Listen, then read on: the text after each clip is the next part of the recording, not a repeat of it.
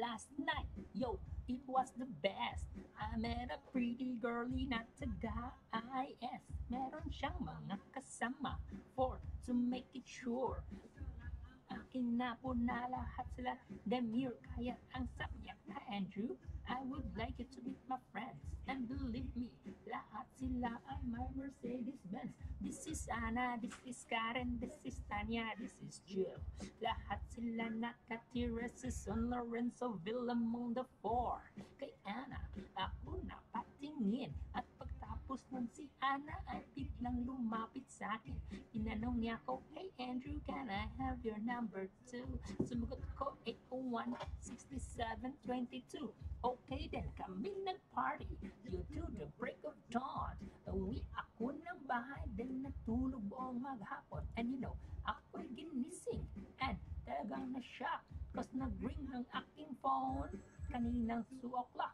So I got my wireless telephone. Ang sabi ko, "Hello?"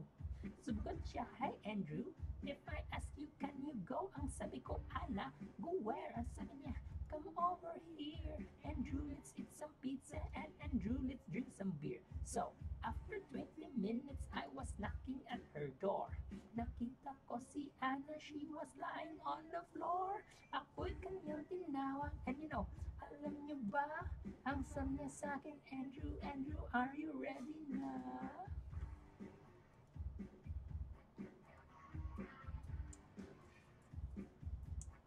Andrew Ford Medina.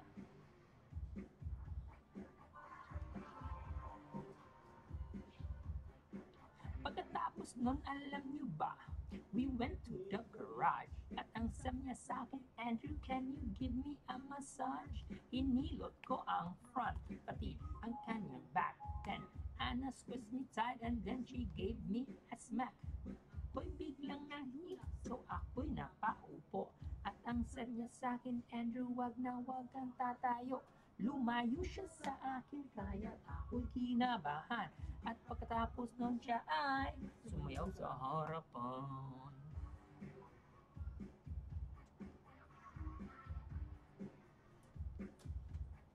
Andrew Ford Medina.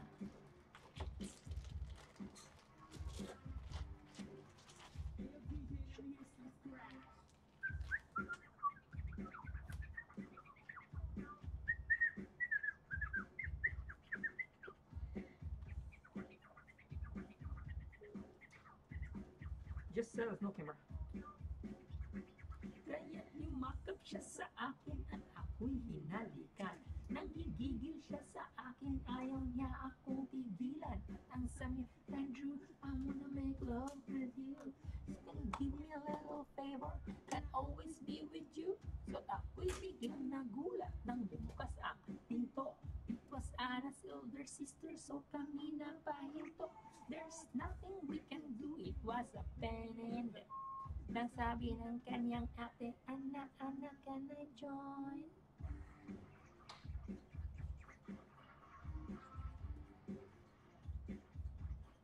Andrew Ford Medina.